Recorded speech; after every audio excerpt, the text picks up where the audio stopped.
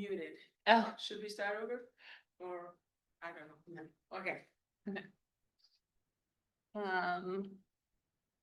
okay, thank you.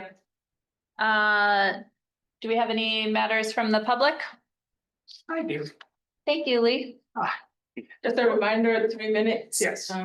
Last meeting, you recall, Chuck Proctor mentioned that, there were still some problems with the, Interstate 64 interchange of 118. And I said, well, maybe I could come up with something. So I did. However, I was not allowed to share it with you. And, I thought that was a little strange. So, but yeah, I did come up with a proposal I think was feasible and cost effective. I forwarded it to VDOT, but I can't share it with you. Thank you. I think you would be allowed to share it during this time, but it couldn't be added to the agenda is what was determined, correct? Yeah. Okay. Thank you. Yes. I'm responding to an email that Nathan sent Mhm. addressing this very thing. And I thought his suggestion was worthwhile, which was, in my mind at least, extremely cost effective. He was talking about simply putting up warning lights that we Mhm. see all over town when light is flashing, cars watch for stopped vehicles, Yeah. signs like of that nature. Perhaps even lowering the speed limit on that stretch, as you've often seen on highways and dangerous places, and then enforcement. Mm-hmm. Go out and write tickets to a couple feet. All come. Yeah. So I would support that Mm-hmm. and possibly peek over his shoulder. Might be done with this one too. Thank you. I can bring that to the MPO meeting to discuss those. Mhm. The policy board. Thank you. Are there any other matters from the public? No. Oh, well, yes. came in, yeah. You're welcome to come for the people online, just for the, Oh. or identify yourself and. That's No. right. Maybe I'll- Okay. Yeah, hi. Sure. My name's Eileen Bartels. I live in the city of Charlottesville, and I came sort of spontaneously because the residents of Charlottesville have been requesting a crosswalk at the intersection of Second Street and Elliott Avenue. Mhm. A petition went out in October 2024, and several people spoke at the city council meeting on November 4th. I was one of those people speaking in favor of the crosswalk. Crosswalk has not been, I believe it was denied.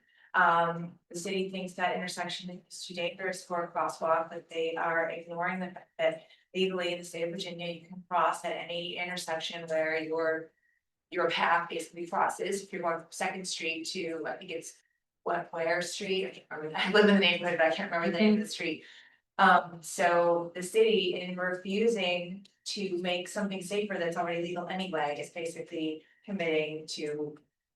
It's just showing their disdain for pedestrian safety. And I came just specifically to say that I think this project needs to be addressed. I don't know who's here from the city or who's here from the county, but and also someone painted his own crosswalk there over the weekend and he was arrested for doing that.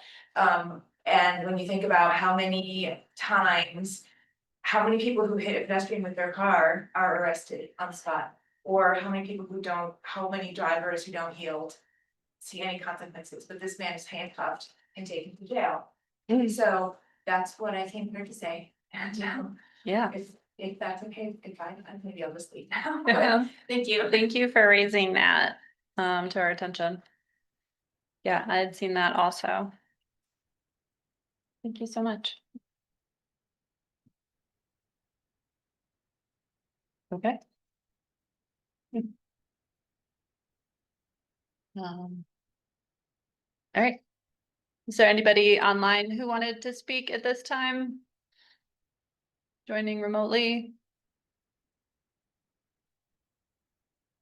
Think no.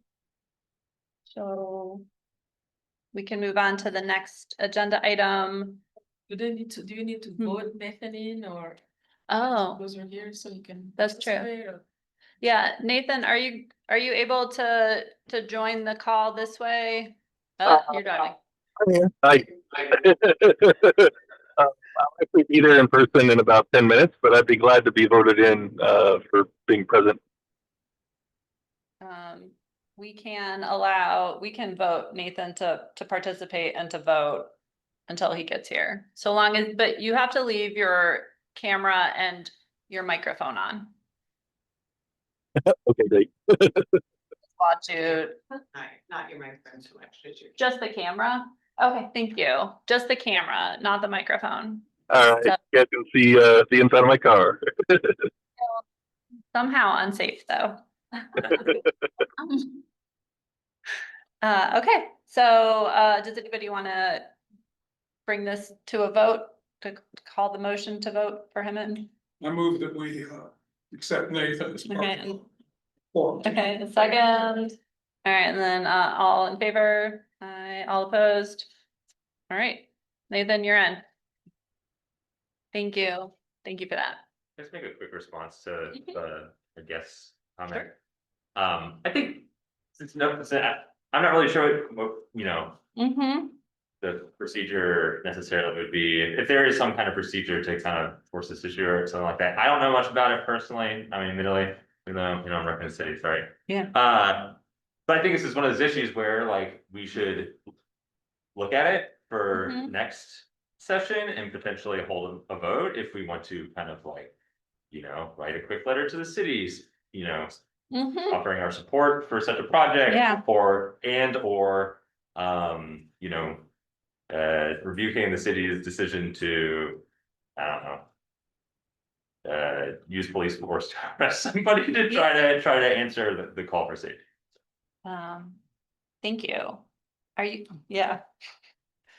I think, are you bringing that up as a matter from the public? Or? Oh, Yeah. no, just a response is my. Yeah. as a- No, I think yeah. that's great, and I think that maybe we can discuss this more when we're discussing the bylaws and discuss what kind of action items we can be taking more regularly to bring matters up. I love the idea of drafting up a letter that we would vote on and sign. I think that's great, and so if it sounds good, I would suggest that we have like a more robust discussion about like what our options are during the bylaws discussion. Well, one of the things we can request with this committee is for documentation of the process that led to the city's decision to not implement the sidewalk there, right? Yeah, Apologize, we could ask for that first, so that we Yeah. have information for us to review, so we would know how to respond if we wanted to respond with a letter. yeah. That's a great idea. Thank you. Is that something that would be possible for us to like get in plenty of time in the next meeting and then maybe like have something drafted like in between time? I think that we can form a subcommittee to draft something and then we could bring that, and we could put that on the agenda for the next meeting to vote on. There were two things that Mhm. she offered. First of all, that the neighbors want to crosswalk. Mm-hmm. The other thing she offered sounded to me like it was mostly based in miscommunication, perhaps not the city. Mm-hmm. Because she said that you're allowed to cross the street there. Well, you're jaywalking even is legal in Virginia. You can cross the Mhm. street anytime, anywhere, Yeah, any reason, and nobody's allowed to run over it. yeah. So, Mhm. but what the city was probably addressing was something very specific about the rules Mhm. of where traffic control Mhm. can be placed. And that might fall Yeah. outside of rules. Yeah. And if that wasn't explained to her, then she's doubly upset because neighbors want something and they're not getting a good response. And then when they go, they say, well, you can't cross there. Yeah. Well, of course they can cross there. They just don't have a single crosswalk. That sounds, yeah. So that then, Yeah, exactly what Donna what's- was saying, yeah, to what are- like what are the rules request. here? What's going on? What's Yeah. next? Yeah, if we could, yeah, request the information for how they made that decision, and then we could be able to communicate that out better. I've been in a discussion back Mhm. before. And if that's what it came down to, sight lines, steepness of grade. And Yeah, other things where yeah. people who are encouraged to cross here are basically being set up. Hmm. Because it's not a good place to cross. Yeah, And so that's why the state interest is to say, we don't want to want. yeah, and So I don't know what's going on. there's some kind there. of balancing act there too, because Yeah. if, like, that's where X lets out, and that's Yeah, how you get yes. across the way, so it's a natural Lot of point to people, want to cross, so trying to So, prevent yeah. that. Yeah, okay, thank you.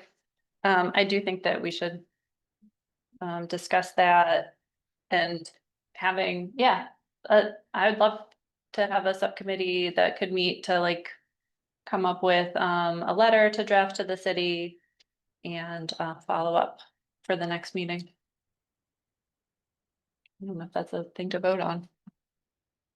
Maybe. So will we be requesting information from the city, or do they like come to the next one of these meetings? How does that interaction occur? Yeah, I was gonna say the next meeting is in July. I don't know how often you need this, perhaps. I don't know, we need to review the bylaws to remember how you create that subcommittee. I think none of us, I haven't seen how to do that. But yeah, so the next meeting is in July, Mm-hmm, CTAC meeting. yeah. But Greg was hoping we would have good information before the next meeting. Yeah. So that would be Mhm. on the agenda. So, yeah, I think. Yeah. We would be requesting, not getting into a meeting scheduling. Yeah, Discussion, but just find out. it just says, like, in the bylaws, it just says subcommittees may be formed as necessary to carry out the work of the committee. So, I mean, I think it would have to be. I don't know, we could perhaps, if the committee would vote for the subcommittee to be authorized to draft the letter and to give it to the city requesting information to be presented at the next meeting. Is that, You can do that right now, I think, then Mhm. continue. okay, yeah. So does anybody want to bring that motion to the floor to Form that subcommittee. form the subcommittee? Second, So all in favor? Okay, and who wants to be on this subcommittee? Greg? I can, I'll be on it too. if you want to take a first stab at it. Mhm. Did you raise your hand or just? show? yeah, I'm going out of town tomorrow. I don't know Oh, how okay. fast you guys are working. I'll be back next. Oh, I think the subcommittee doesn't even have to meet in person. We could be a virtual subcommittee. Yeah. Sure, Okay, sign me up. okay, great. Thank you. Okay. And then I will see if anybody else who maybe isn't present or anybody else who wants to join can join. I'll send a follow-up email after this. And then should we have another vote to that the subcommittee can deliver the letter, like we're authorized the I don't know if that's necessary or if that's part of it. You had that. Okay, I'm. okay, yeah, Well, I'm I still would- learning the depths of my power. Yeah. Yeah. I've not seen it. Yeah. I think the chairman, Mhm. you know. Okay, great. Yeah, Hey, everyone. What you're doing is requesting Yeah. information. Yeah, I'm Taylor. I work for Mhm. the Thanks. PDC. I would also wonder, and I don't have this answer here today, if because the CTAC is advisory to the MPO Policy Board, if they would have to sign off on any sort of letter or anything like that. So we might have a couple more weeds that we need to work through a little bit with it, before we might want to bring Okay. that to a vote. Mhm. But you're talking about like the actual letter to the city, not the request for information, or do they have to sign off request for information as well? I'm not sure. That's a good Okay. question. Yeah. Yeah. We will bring that to, we will bring this to the policy board next month. Okay. Then we'll go from there. Yeah, we could draft a letter, bring it to the policy board, get approval from the policy board to submit it to the city. That's how it works out. Questions, will the letter come from the subcommittee or from this body? Because. Yeah. It's gonna come from this body, will we have a chance were not on the subcommittee to have input in the letter. So my understanding was that this committee was authorizing the subcommittee to draft the letter and submit it. So if you want to be able to review it, you can join the subcommittee. I mean, And It's just the, one- yeah, Okay, that's what the letter's doing. Yeah, we're not explicitly saying we are supporting or against Yeah. this motion. Okay. Yeah. We need It's you. the And I first also time think- be this far. Right. in the Yeah, bylaws, I it just- says that because there's subcommittees good- are advisory yeah. to. Oh, yeah, Nice. subcommittees are advisory to the committee. My sense Hmm. is that, the city has a Yeah. budget advisory committee, has a city council, it has a planning commission, I think.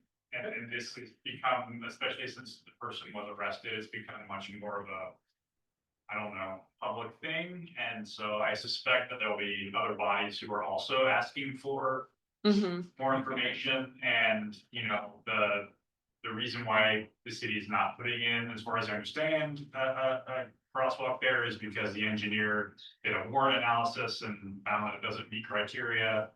And so that's but that's, VDOT does have guidelines for certain criteria that need to be met in order for a crosswalk to go in.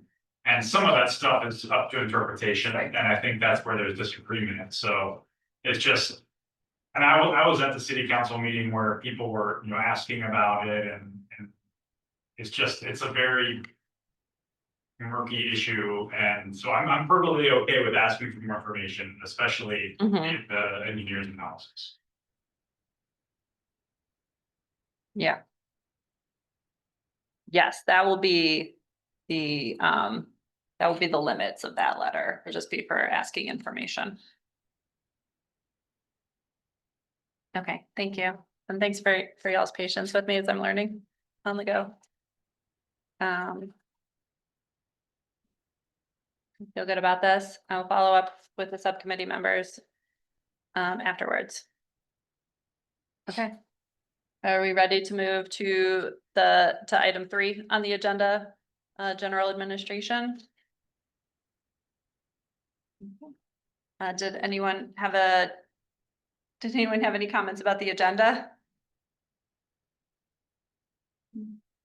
Any, when you want to, sorry, the word, bring it to a motion to vote to approve the agenda? So moved. All right, second? All in favor? Aye. Any opposed? Okay, then we will move on to approving the minutes from January and March. Did anyone have any comments on those minutes?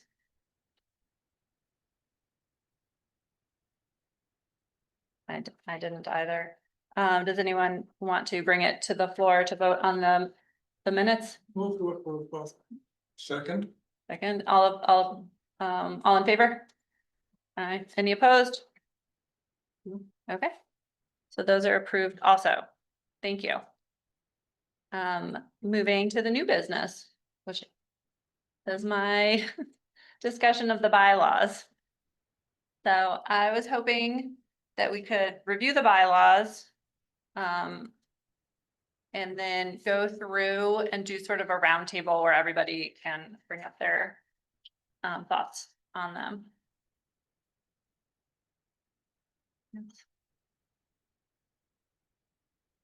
Yeah, probably PowerPoints for you just to help us go through the slide. Thank you. So it looks like the minutes were last approved in 2013. And so just be good to look through them and to have this conversation. I know when I joined the committee, I did not do I hadn't like committed them to heart, so I think I wasn't fully aware of exactly what our mandate was, so. If we do decide to propose any amendments to this, we would need to add the amendments to the agenda for our next meeting. Then at that meeting, we would approve the amendments. And then we would bring them to the policy board. They would get added to the agenda at the policy board meeting, and then they could be approved then. So, section 1, I'm just gonna read it. The name of this committee shall be the Citizens Transportation Advisory Committee of the Charlottesville Albemarle Regional Metropolitan Planning Organization. Next slide. The purpose and function. CTAC is advisory to the MPO Policy Board. The role of CTAC is to advise and make recommendations to help the MPO plan a transportation system that is safe, efficient, and responsive to the needs of the broadest range of citizens in the region. And that regards, CTAC's functions include sharing information with community members, providing advice to the MPO by gathering and synthesizing information from the community to share with the MPO Policy Board, and reviewing and commenting upon recommendations being considered by the MPO Policy Board. I think we can maybe stop at each section if anyone has any comments. That's what I thought, if you get any comments on section 1 or Yeah. trying to go back, so. Oh, did anyone have any comments on the name? No. Mouthful. I've had to frequently look up because there's so many C's in there. Is it Charlottesville? I don't know. Isn't that the name of the airport in CTAC? Isn't that the airport? Yeah. Yeah, okay.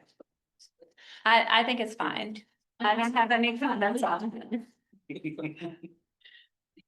Well, now, there I do have a comment. But Mhm. I believe that we should be able to consider design Mhm. for specified highway improvements. The problem exists and VDOT is looking for solutions to that.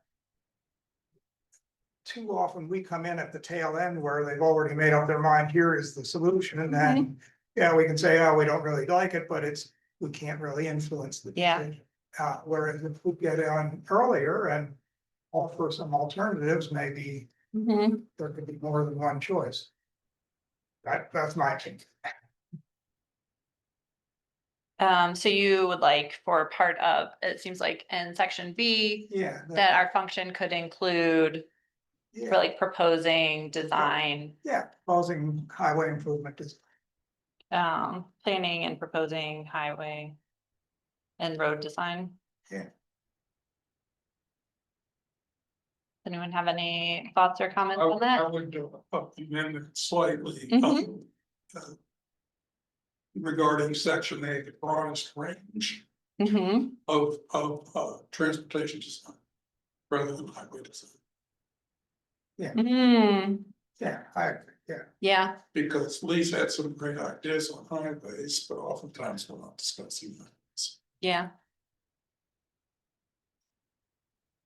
Yeah, that would include pedestrian improvement. But it's just whatever. Mhm. Yeah, broadest range of transportation design. Okay. I like that. I thought that, in section B, in the second part, providing advice to the MPO by gathering and synthesizing information from the community to share with the MPO Policy Board, that, that has been an area that I haven't seen in action. And I've only attended 2 of the MPO Policy Board meetings, and each of those times I didn't really have anything to share with the policy board. And so I think I would like to discuss maybe different mechanisms for like bringing information to them. And if we wanted to, part of our mission could be, attending neighborhood meetings or trying to like solicit information more broadly to bring to these meetings. Mhm. There's a little bit of a parallel between this and what I do to get paid for a living, which is the community radio station where we have a community advisor. And it's honestly, the language is kind of similar. It's like partly it's have a broad swath of people that come in and share, kind of what you're hearing about what's going on with the radio station or transportation. And identify things that we could be doing better.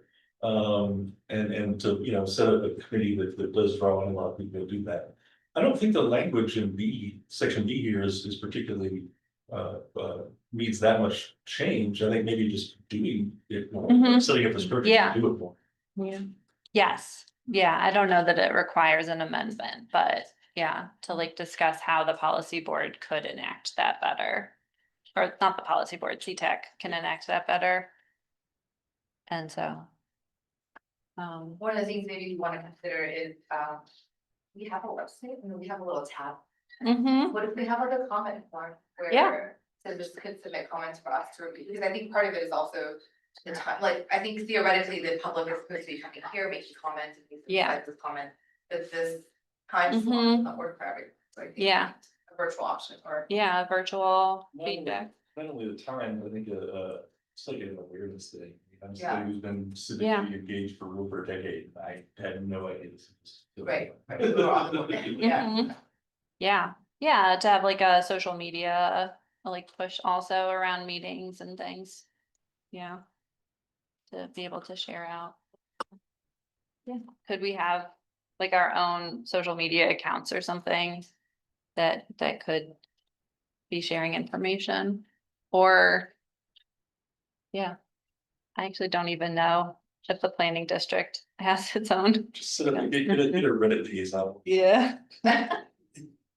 We have, the TJPDC has, Mhm. I believe, a LinkedIn page. I think we have a Facebook page. We push things out like surveys, or if there are studies going on, we push things for VDOT if VDOT has Mhm. things to share.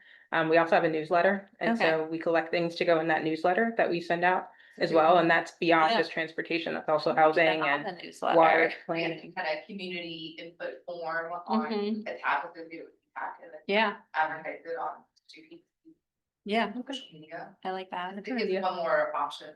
Mm-hmm. I was just.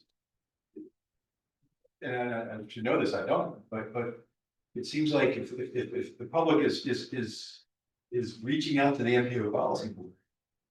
Shouldn't they say, well, the procedure is this, you go to CTAC, CTAC meets. Mm. I mean, I've never heard of the MPO policy board. I thought it was just the MPO. So I think going on the lines of, more awareness, I need more, I fully admit that, but I think. Yeah. Policy board, if they let the public come in and give them those comments, they're circumventing what we do, Mhm. which is maybe that's their purview, but Yeah, if it's not, we should have them remind the public that this is the avenue for that. mm-hmm. Yeah. Yeah, because in the policy board meetings, they do have more community engagement and more individuals come and speak. Yeah. So. Are those here or those? They're here. Yeah. Yeah, they're just like the alternate month. They're earlier in the day. They're during the work day still. Mhm. One thing that I want to mention, of course, we have the MPO technical committee as well. Mhm. So perhaps they could be included in that discussion the discussions could be between CTAC and MPO Tech. And then maybe jointly inform the MPO policy board. Mhm. What, I don't know what this is my bad. I don't know what the technical committee does. Like what's their, what do they advise on? Well, they provide technical advice on all the projects. They are the experts Oh, on okay. transportation. And they're usually the locality staff as well, so the Mhm. policy board is more the elected officials and tech is more the staff Okay. from the city and. Mm-hmm. Okay. Are you saying we could ask our question earlier to the MPO tech board? Committee? No, so we can answer. I'm sorry, what? Like the question about the crosswalk, instead of submitting a request or information to the city, we could just submit this question to the tech committee? I mean, that would be an option.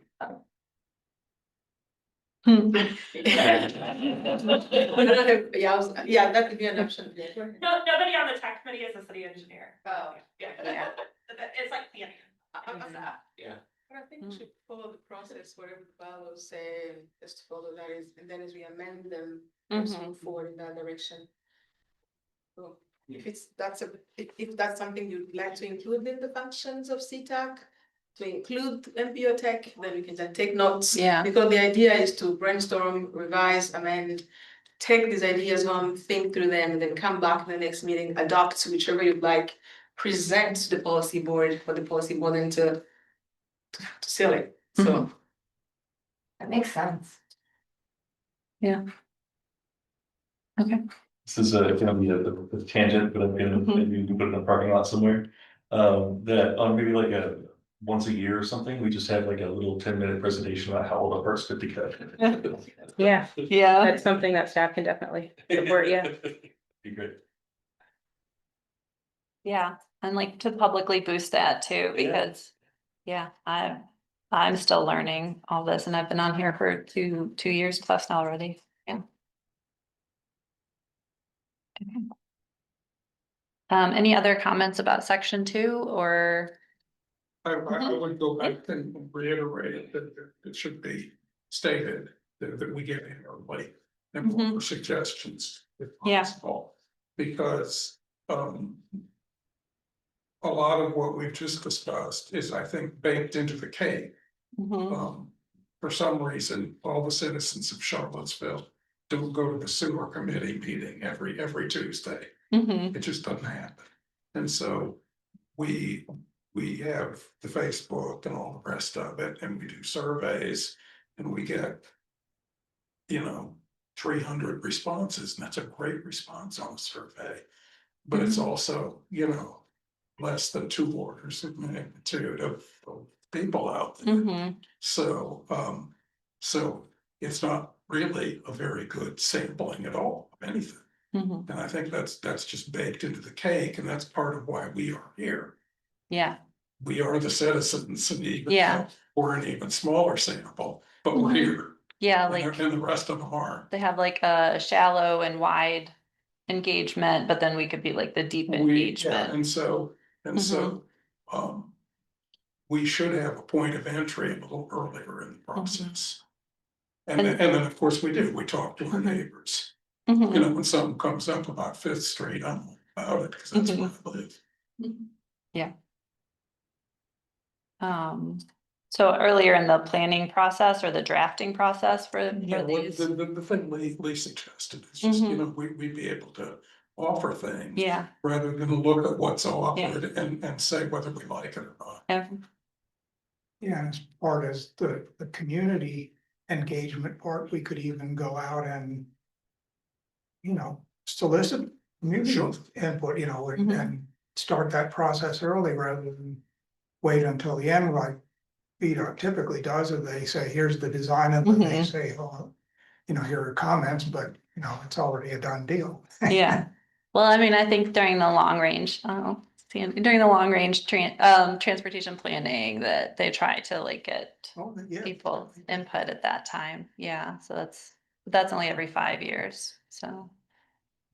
And that's such a like a broad, you're just looking at it so broadly that it's hard to get like the very specific feedback on like a specific location. Yeah. But we should be doing that for the very specific ones. Yeah. Or the pedestrian bridge over the Ravenna, that kind of thing. Shall I move on All to the right. next? I think so. Yeah, thank you. Membership. Section 3, CTAC shall consist of 13 interested citizens who reside within the Thomas Jefferson Planning District Commission area. There shall be 5 representatives appointed by the City Council, 5 representatives appointed by the County Board of Supervisors, and 3 representatives appointed by the MPO Policy Board. Members shall represent themselves, their areas of interest, and/or groups in the MPO area, and should try to represent a diverse range of interests. That sounds good. That's the maximum. What's the current makeup? I don't think we're fully. What's the question? Oh, just like, how many people do we currently have? Like, is it fully? Yep. It is full. We have Mr. Greg Weaver, whose membership expired last month, that last meeting. We have 3 members whose their terms expiring by the end of this month. So we need to renew or promote to new members. Applications. Oh yeah, I know that Chapman resigned. And then, yeah, Are the three people appointed by the policy board, are they also members of the policy board, or are they just anyone? Just anyone. Okay. Just curious. what's the process? I'm just curious, what is the process for being appointed by the policy board? Do they have their own application process? No, I do not know. I think it's the same application.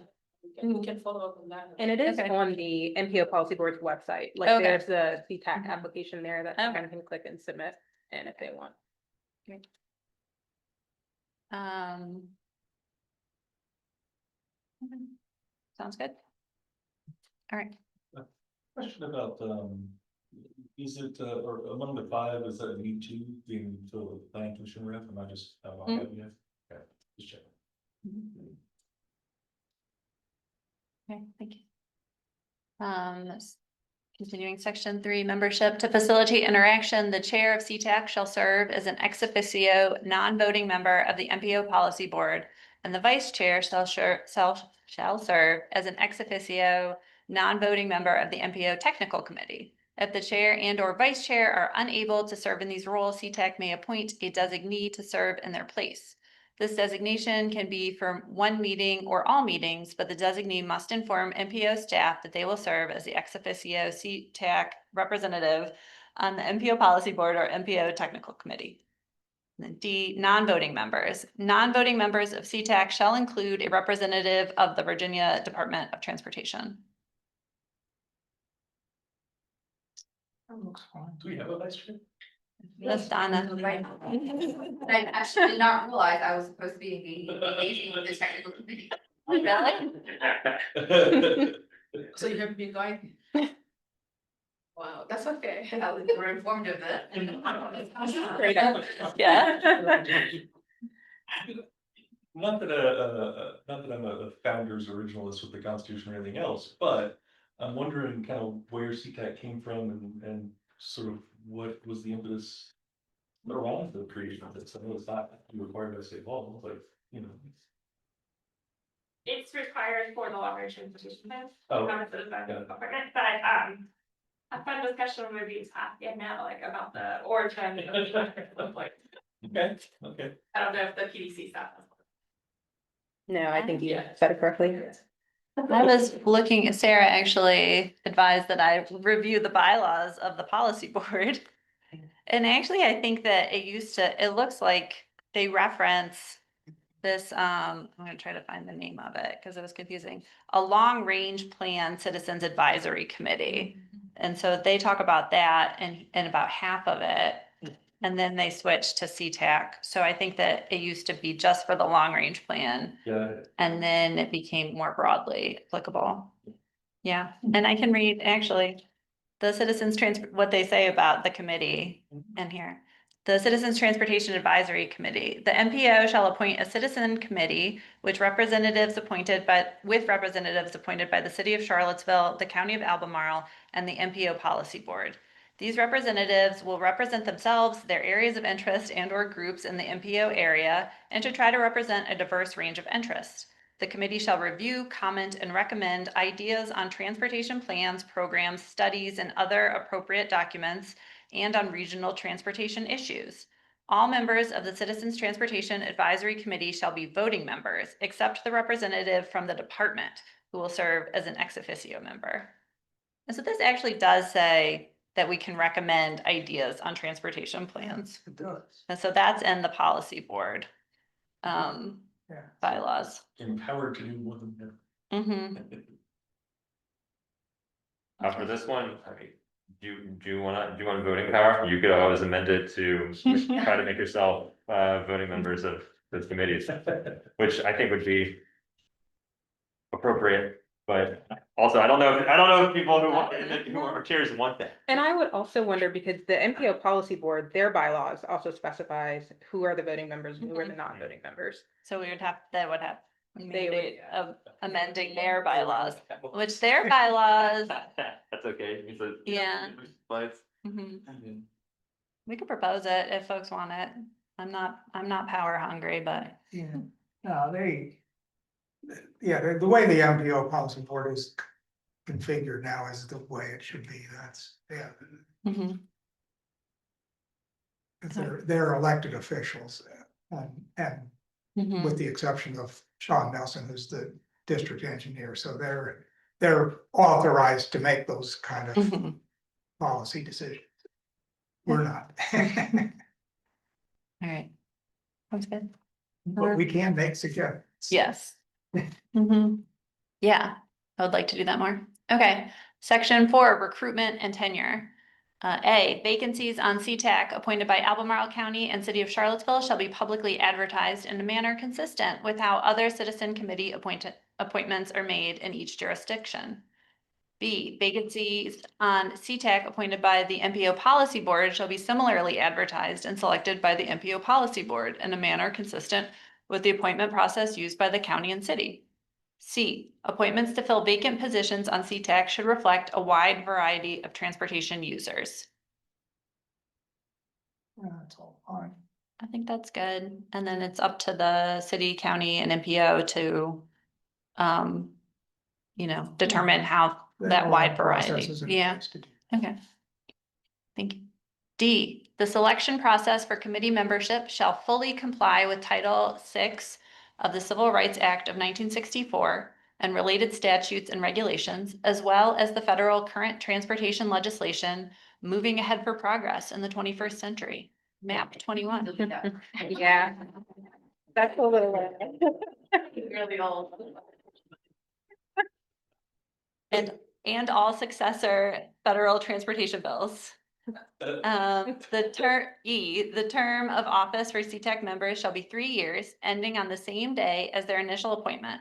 Appointed members whose term has expired can continue to fill their seat until a new representative is appointed. What if they can't? What do you do in between? What if they can't? Oh, if they don't care to continue, if we can't convince them to keep showing up. People can resign. Well, I think they don't have to, but they can. Can you continue applying to keep serving? I mean, you can keep doing that. Yeah, I think it's 2 terms. I don't think that's not in the bylaws. Better bullet that. Mm-mm. Right. No. He has to brainstorm, so. Yeah. You know. Um, Have we had an issue with people lingering around too long? I don't think so, If anything, people don't. I haven't filled it too long yet, I mean, yeah. Do we want to recommend there aren't any term limits in the bylaws. And it could be something like the city might have term limits and the county could have. Yeah. It's just not. There's a certain, nonprofit boards and things, it's kind of good to do maybe 9 years max, just to get new ideas and people. Yeah, I mean, the planning commission for the city, you can serve 2 consecutive terms, and you have to basically take a break. And I don't know if there have been issues with people staying on for a very long time without taking a break, but I think that it is smart to have something like that. Yeah, so we could maybe put in 2 terms and then you would have to cycle off. Yeah. At least 1 year. Sure.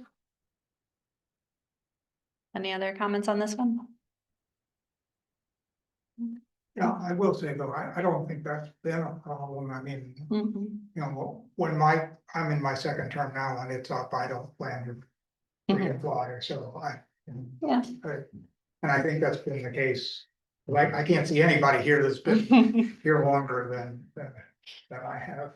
Maybe Donna, I don't know how long you've been on it. You were there at my first meeting, so I'm not sure if we started at the same time or not. Yeah, well, I guess we did then, yeah. Yeah. Okay. Should we move on? Yeah, let's move on.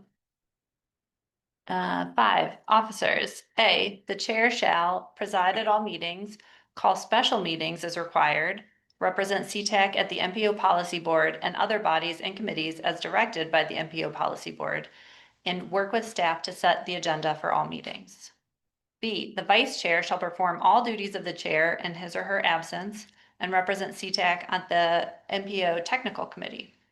C, in the event of the absence of both the chair and vice chair, CTAC shall elect a chair pro tempore to perform the duties of the chair for that meeting.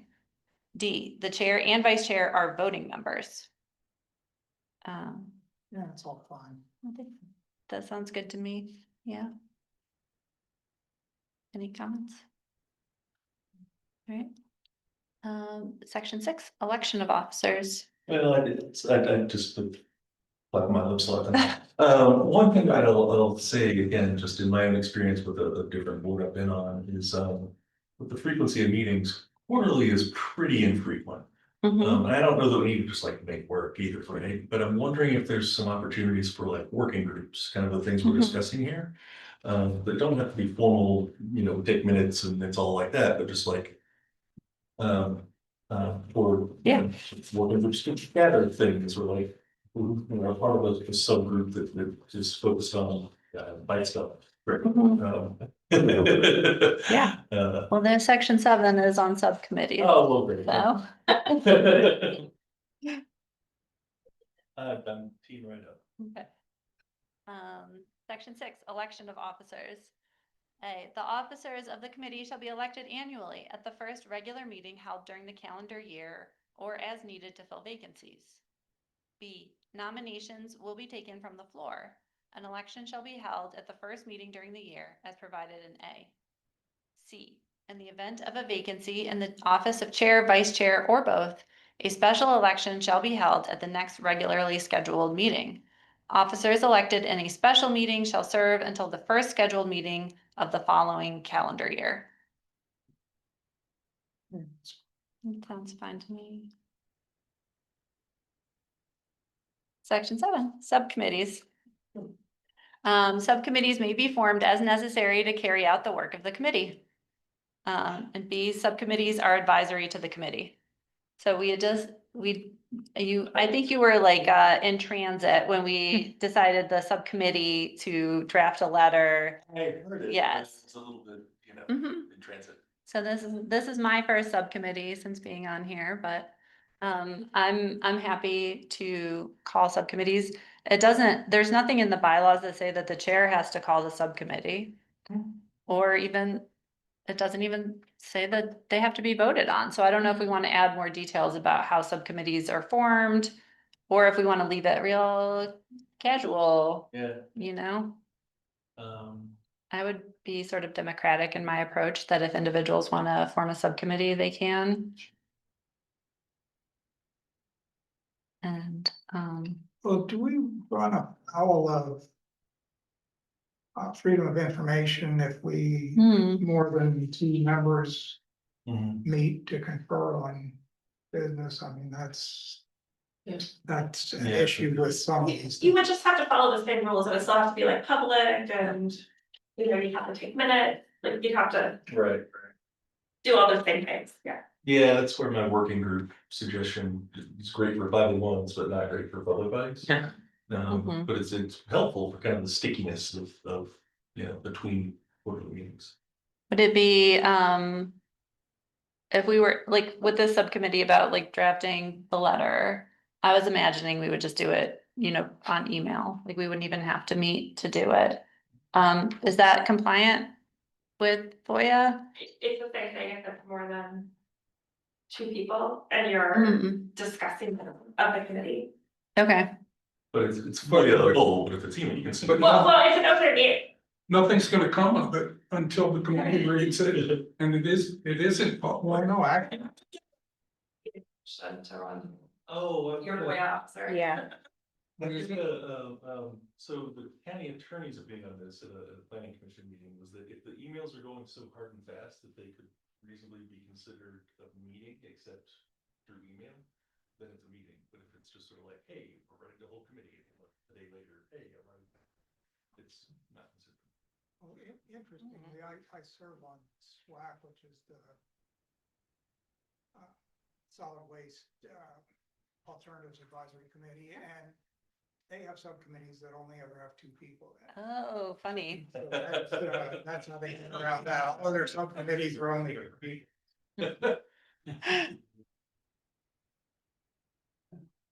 That's funny. Yes, because there is freedom of association, there's freedom of speech, and there's all those kinds of things. Yeah. Also, we can connect with David Blunt, who's our Legislative Services Director, Yeah. and get his feedback Okay. on that. Yeah. I would like advice on that. So it looks like we need to have two subcommittees. Yeah, let's have a subcommittee on FOIA regulations so that we can advise. But we can only have. Speaking of the letter. you know, Oh. to- Well, are you trying to remove the, says that as necessary to Mhm. carry out? Are you trying to establish some committees now or? Yeah, I don't know if, I don't want to make it more onerous to form a subcommittee by having it be like regulated in some way. I do think it would be nice to amend this language with more information about how to make it, legally compliant with FOIA. I think would be good to include in the bylaws.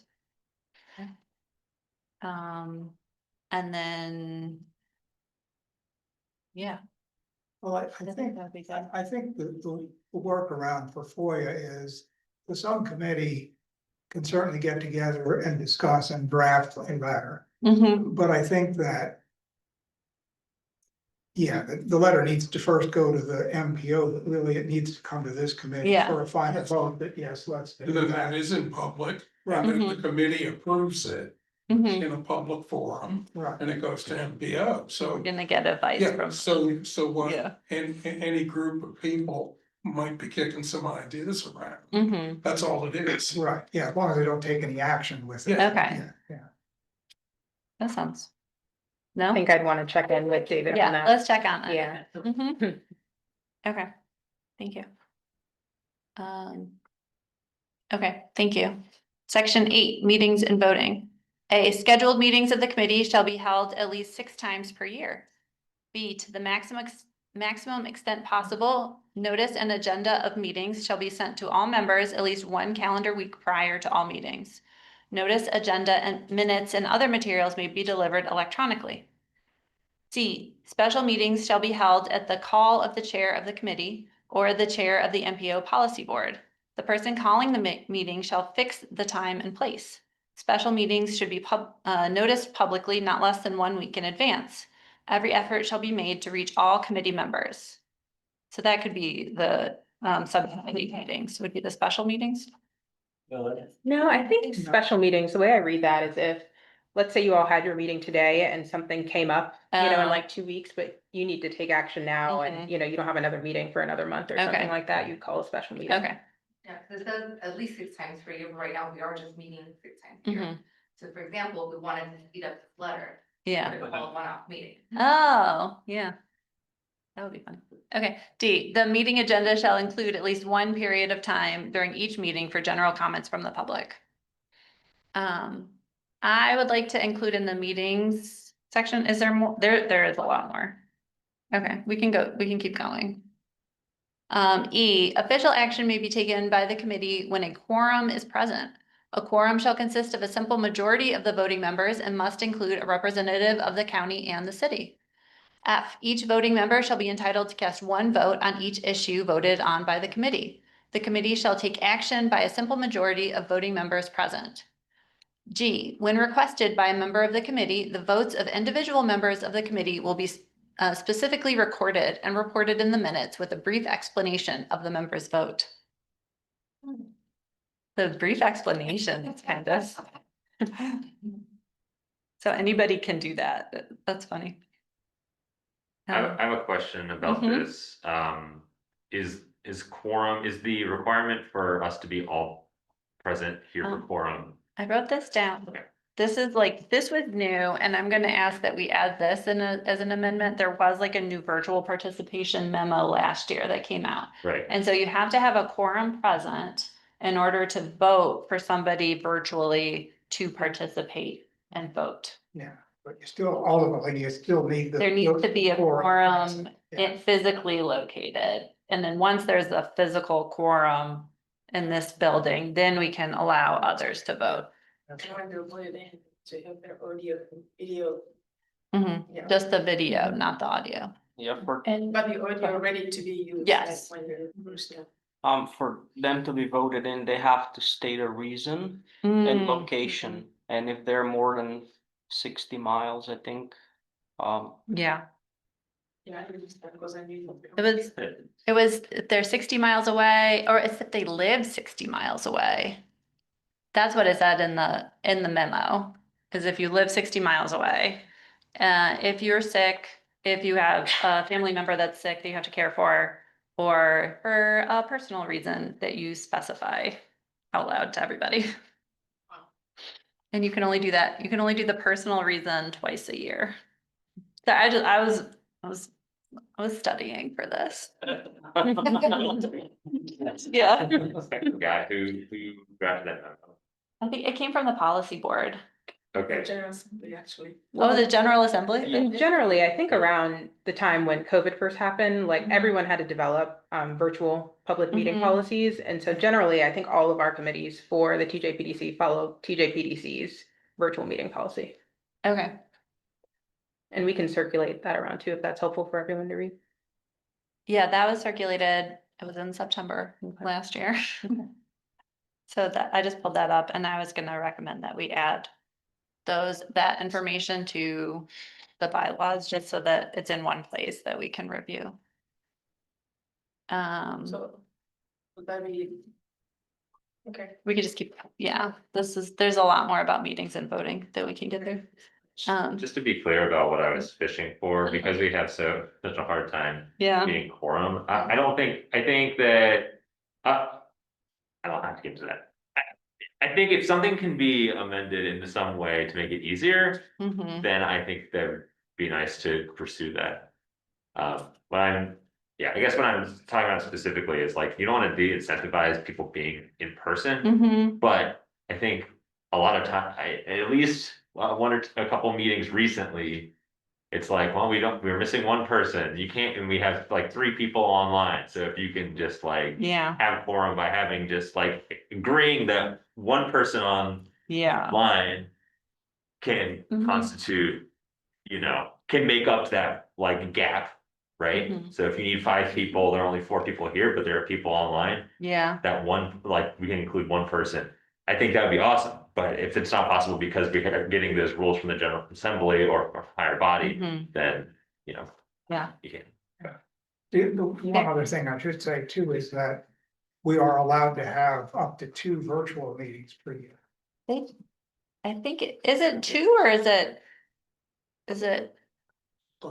No, so it said, there was something in this memo Well, too. It's at That's least like- one, because we have It's January meeting. 25%, it said it was 25% that got amended to 50%, and then it said or 2, whichever is greater, and I actually didn't know what that meant.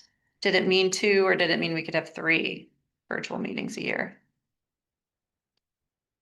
Yeah, I interpreted it as 2, okay, because all the county committees all have that, the budget committees have that same rule. Yeah. We have 2 meetings per calendar year, or 25% of the meetings held per calendar year rounded up to the next whole number, whichever is greater. So they amended that in the September one, in this last memo. Yeah. I pulled it up. I'm not gonna go Google searching for it. But they amended it from 25 to 50% or 2. But it was like kind of unclear to me if it meant 2 is the max or 50% is the max. okay. Either way, we can. Yeah, Yeah, either way, we can do 2. yeah. But yeah, that probably wording should get added here. So.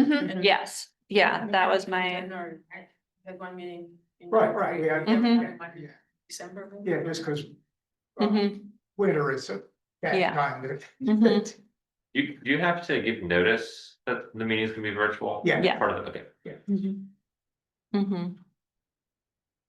And one other thing I wanna add is if there should be an amendment to the electronic policy Mhm. by the General Assembly or that body, then there should also be an amendment to that section of the bylaws that happens. Mhm. Yeah, yeah, we could put in there like how it says something about following the federal transportation guidelines. That it would say, this is the policy unless amended by the General Assembly or, Yeah. yeah. And what I've also seen with other documents is putting like, this will happen in accordance with section blah, blah, blah of, this code or wherever it is, so that if that section It's always changes, tied to that. Mhm. Right. section. Yeah. right, Yeah, that's good. I can provide a link to that. Mhm. Section 2.2-3708.3. Thank you. that one's. I'm not putting that in. Thank you. Okay, let's keep going. Okay, meetings shall be conducted according to the most recent edition of Robert's Rules of Order. I really struggle with, I'm sorry. The proceedings of all meetings shall be summarized and made available to all members of the committee at least 1 week in advance of the next meeting. J, in the event of a lack of quorum, the chair may form a subcommittee to take action on a recommendation to the full committee for consideration at the next meeting with a quorum. There's the next one, if you go to the next page too, because it's similar. In the event that a quorum is not met and there is an action to be taken with an emergent deadline, attending members of the committee may develop their recommendations on the issue individually on the action item that can be submitted to the MPO Policy Board and noted as not representing the official vote of the committee. So we can still present things to the policy board that haven't been voted on. We would just have to say that we didn't have a quorum. So I think if we were a little bit more like liberal with that, then yeah, we wouldn't be able to like approve the minutes, but Now, we could still make recommendations. interestingly, in my time on this board, official votes on anything other than approving the minutes are extremely rare. Yeah. I mean, maybe once or twice a year at the most. So, yeah, we don't often do it, and I don't know that it carries any weight anyway. So, yeah. I think it carries weight. Do you vote today on subcommittees and what? Yeah. You just have to do it. I feel like we just have to do it. Vote so much from that. Yeah. It's so much voting. Vote on pepperoni versus veggie pizza. Whoa. I'm gonna ask that everybody write their reasons for voting for them. I'm sorry, I do have a comment on yeah, I don't. can you go back to I that? hate to create work for people, but I don't think it's helpful to get meeting notes only 1 week prior to the next meeting, because it's like 3 months later, right? So 2 months, oh, sorry. Yeah. So I personally prefer to get them 2 weeks after meeting. But I don't know how doable that is logistically for people to actually do the work, and I don't wanna like make it a burden, Well, I think there's some kind of rule somewhere where you can't do that. For these public meetings, that you can't send the minutes out way in advance, but you can call them draft minutes and get by it that way. But I agree with you. I mean, meetings that I run for homeowners association, I generally get the minutes out within a week. Because it's fresh in your mind, and especially if you only have a meeting once a year, by the time the next year comes around, who's gonna remember what happened a year ago? Yeah. I don't know what the logistical burden of sending draft minutes out after the meeting would be. Would that be? I think people get your ideas and then you think about them. We come back next week, you present them to the policy board, they get adopted. You Okay. do what you want to do. Yeah. We just facilitate. Okay. Any other comments on the meeting and voting parts?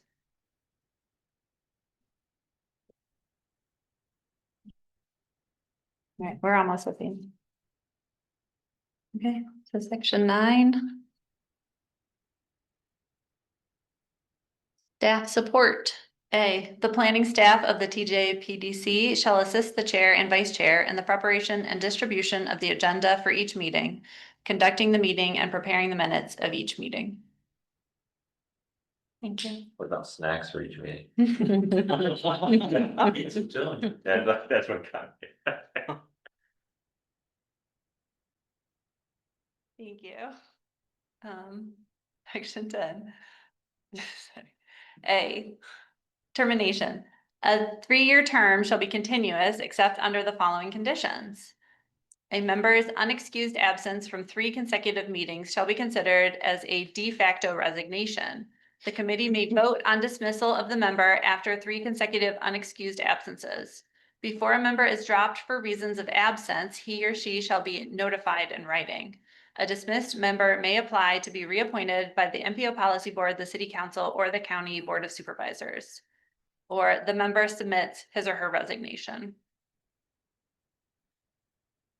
Seems reasonable.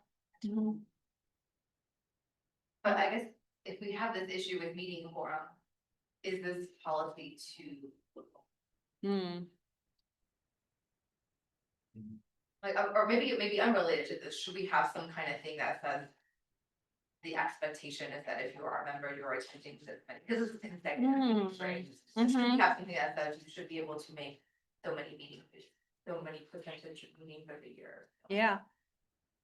I think we could write down like, we could have a section, we could amend it to have a section for like expectations for members, like for your membership. And it could be, you know, participating in discussions, soliciting community feedback, like have sort of ideas about that. In addition to attending meetings, yeah.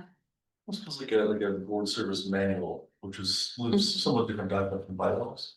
And not necessarily a long formal manual, but even some of how it all fits together, maybe 1 or 2 of the pages, and then and kind of what members of this thing do, and then kind of how you kind of go out and try to find out what's going on in terms of different modes of application and bring it back. And snacks. And I mean, you know, just like it kind of here's the expectations of what it actually means to be part of this. Who writes it? I don't know, but We would form a subcommittee to write it. Yeah, I think that's good. Section 11, amendments. A, recommendations for amendment to these bylaws shall be passed by a 2/3 vote of the membership of the committee. The proposal for amendments in bylaws shall appear on the published agenda. The text of the proposed amendments in bylaws must be sent to all committee members not less than 14 calendar days in advance, unless the amendment is of such an urgent nature as to make shorter notice to the committee members necessary, in which case it may be included with the meeting notice and agenda. And then B, recommended amendments shall be submitted to the MPO Policy Board for adoption. That's reasonable.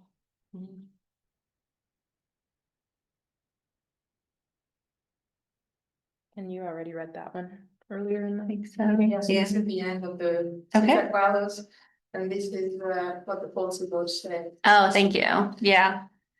So shall I skip it? Yeah. Yeah. Okay. So then next steps, I took a lot of notes. I know I got into a lot of notes. I'm here. Thank you so much. We've got some action items for staff, some things for Yeah. us to check in on that we can Okay. do. And then we can use our notes, the meeting minutes to maybe draft up like a track changes version of all of this for you all and send it out before the next meeting. I think that said, what, 2 weeks in advance at least? Yeah. Yeah, because, yeah, and then by the next meeting, which is in July, that's when you take action To vote on on the, these items and then bring them to the policy board and the meeting in August. Yeah. That sounds good to me. Thank you. I said 2 really small things that are honestly very there's like language things, if we want to go that route. Yeah. One is back up in, section. The purpose, just the responsibility to the broad range of citizens in the region. I was kind of like just using the word people instead of citizens. But we can speak with citizens if you prefer. I like that. Yeah. Mhm. And then the other is, I think with the, changes to, that we've seen in the last 12 years, back in section 10, the members of his slash her resident of the nation, we just do there. Hmm. These days might be easier. Yeah, I don't care. That's fine. It's in a couple places, but yeah, Yeah. there. Thank you. Yeah, that was second sense, but I didn't see anything on membership renewal, like members, if members whose term are expiring. So Mhm. do you just continue until they can no longer continue, or you wanna? Yeah, Anything on that score? yeah, it sounded like that the member who wished to continue would renew through their, through reapplying through their, representative body. And they could do, and that we were recommending 2 terms and then cycling off for at least a year before coming again. Anyone else? Any other comments? This is great. Thank y'all so much. That's really productive to me. All right. So now we are at the Safe Streets and Roads for All presentation and draft plan.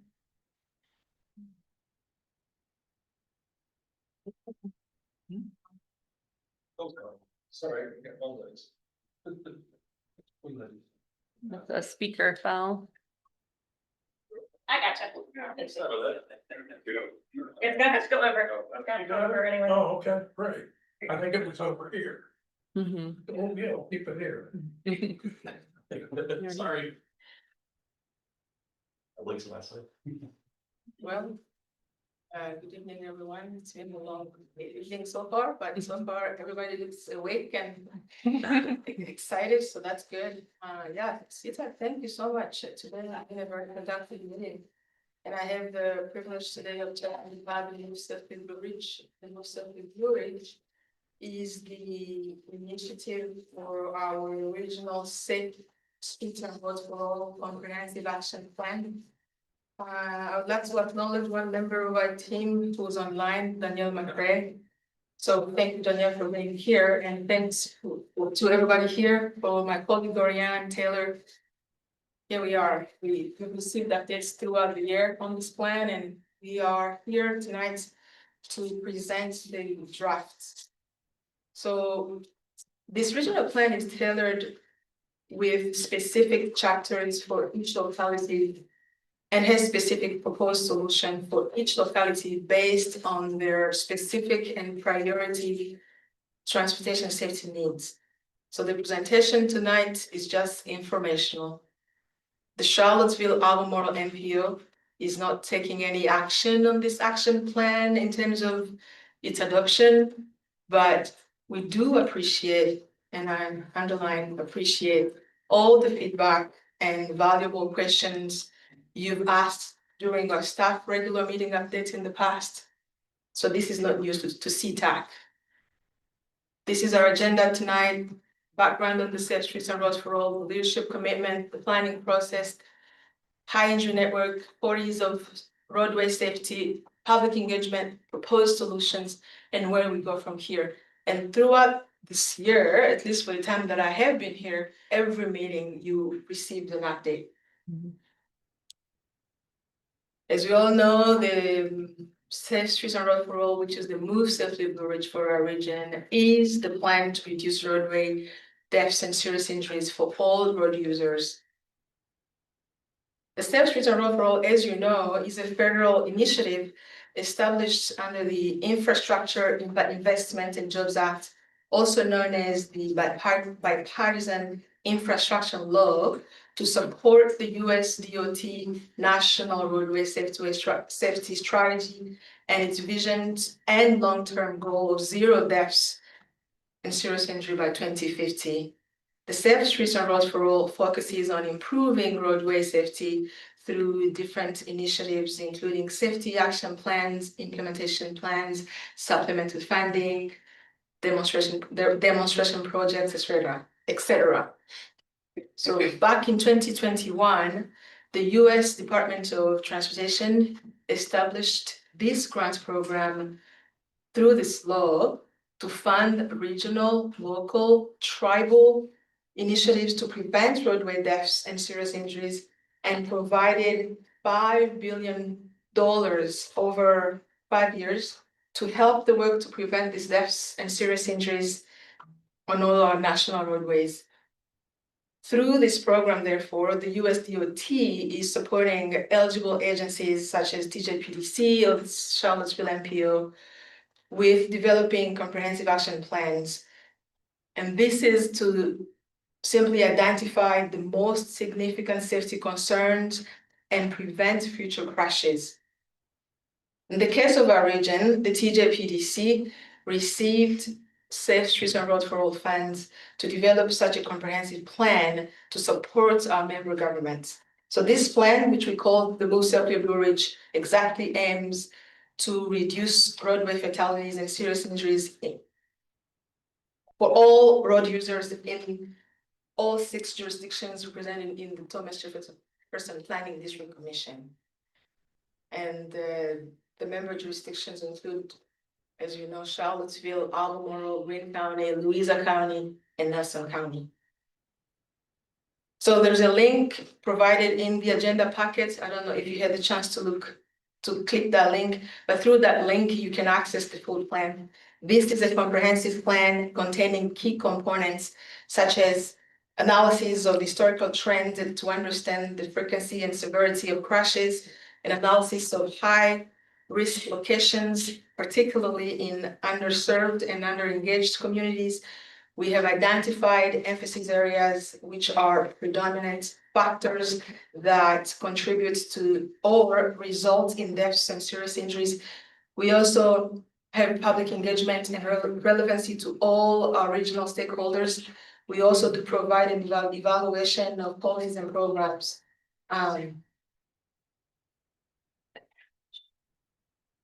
Oh, rather, I forgot I was not sharing the screen. Were you able to follow my voice at least? Thank you.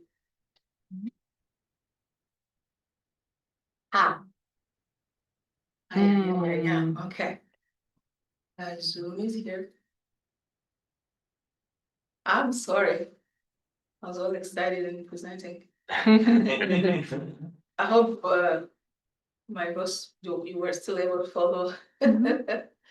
Okay, oh wow. So yeah, I talked about the agenda. I just finished this because you all already know that. And I was gonna say, when it comes to leadership commitment was created in response to, so each member jurisdiction had to commit after reviewing historic crash data in their region. All counties committed to be active members, participant. The TJPDC Commission also committed. And for the case of Albemarle, earlier on in this process, Albemarle committed to have the total number of roadway deaths and serious injuries by 50% by the year 2045, and the City of Charlottesville committed to reduce or eliminating deaths in the city by the same year. But additionally, the city committed to also reduce all serious injuries by 50% throughout the city. The planning process, including 3 rounds of public engagement and 4 essential components of the plan development from spring 2024 through spring 2025. This was the foundation of the development of the safety action plan. A working group to assist in the development of the action plan was established early.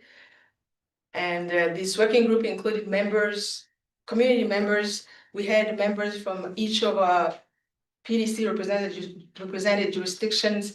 We had our Virginia Department of Transportation district staff. So when it came to propose solutions for each locality, I'd like to emphasize the fact that these working group members throughout the process made the success of this plan. I wrote in my note, when it comes to the proposed solutions that you will find in the plan for each locality,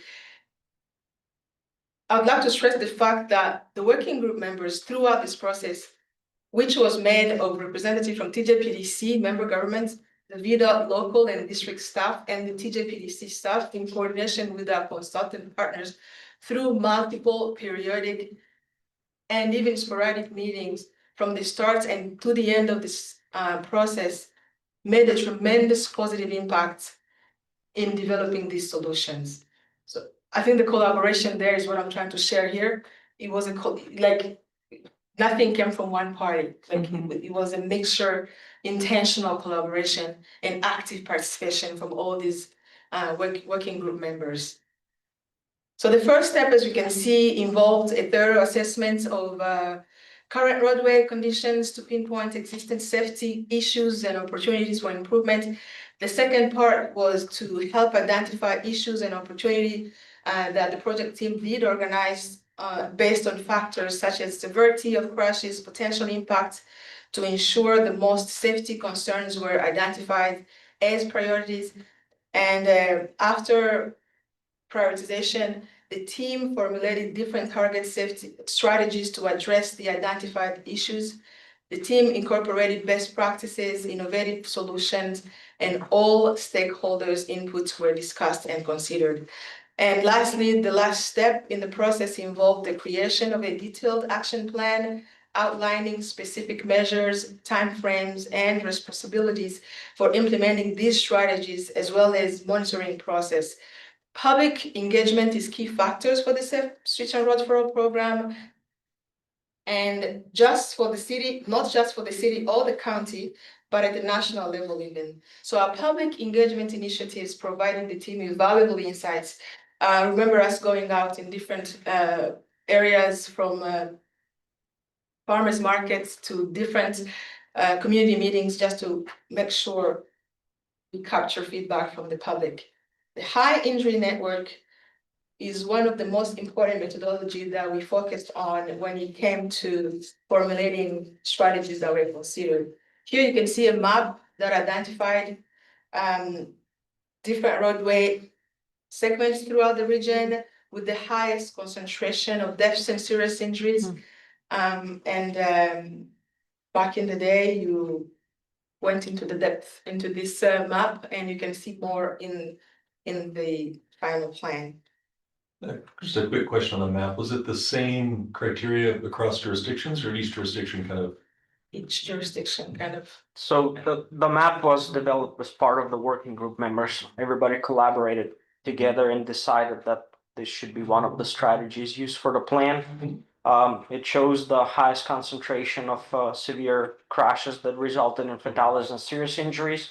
And for your reference, in the legend, the tier 1 crashes are the most severe. Sure, sure. And then The reason I asked was just that it was a couple spots where like it's purple in the city, but when it switches to the camera, now it's yellow now. What's the time, like what years were used to draw that map? So the year 20, okay, go ahead, sorry. I didn't know which question. Just- That's a great question. The years for the crash data that we used were 2018 to 2022. Okay, thanks.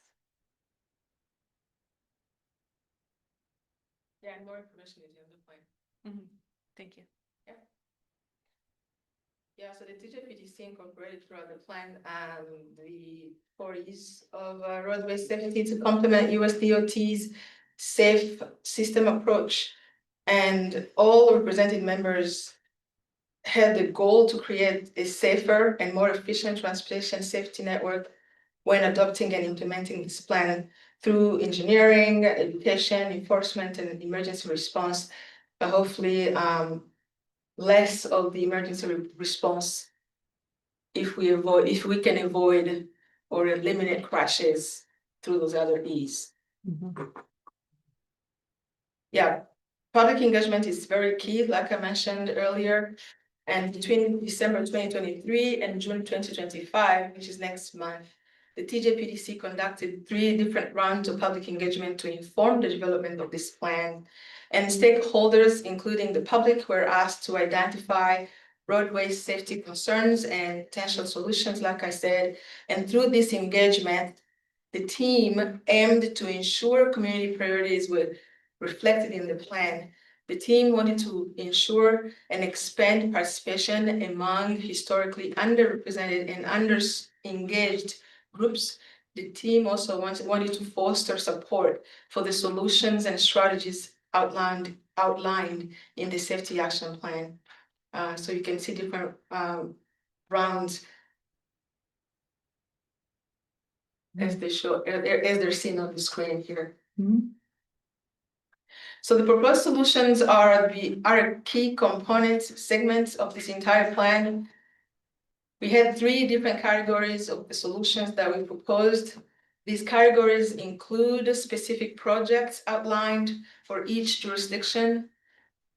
After adopting this plan, localities, and in this case, the MPO, Charlottesville and the city, Charlottesville City and the parts of Albemarle will be positioned to be eligible for future funding for the Safe Return Roll Implementation Plan.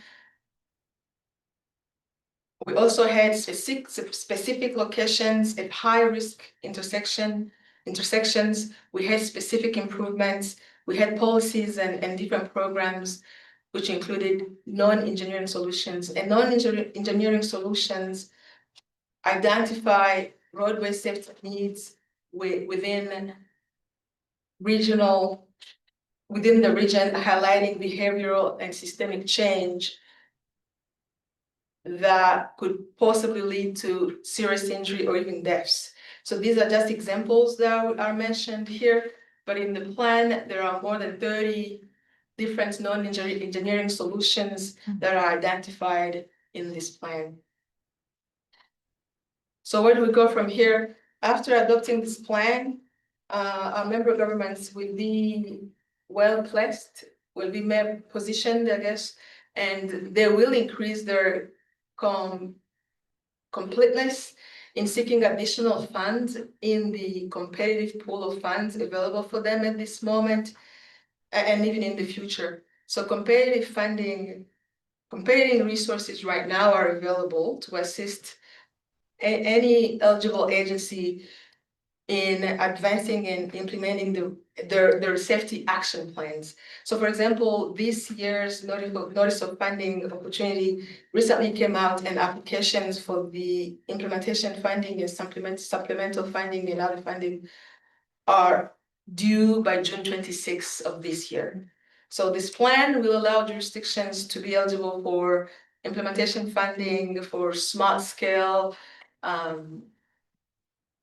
highway safety improvement plan, or even the revenue sharing. And when it comes to monitoring, the project team is planning to provide an annual update of crash data on our website and for our member governments, so that we can all stay in line with current transportation safety trends and to better refine our regional strategic strategies as needed. And with that, we thank you for everything you've done so far in this plan, and can move on to the next step. Thank you. Yeah, let's move on to the informational section 5, the CA MPO Safe Streets and Roads for All grant application.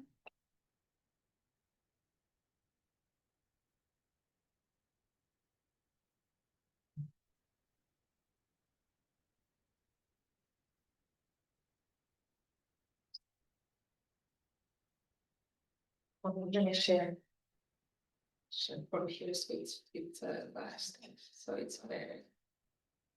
While she's setting that up, I'll go ahead and just give us a quick intro. So you all just heard an overview of our draft comprehensive safety action plan for the TJPDC region. What we're going to talk to you tonight about is an additional grant opportunity that the MPO is going to apply for specifically for the MPO's planning area.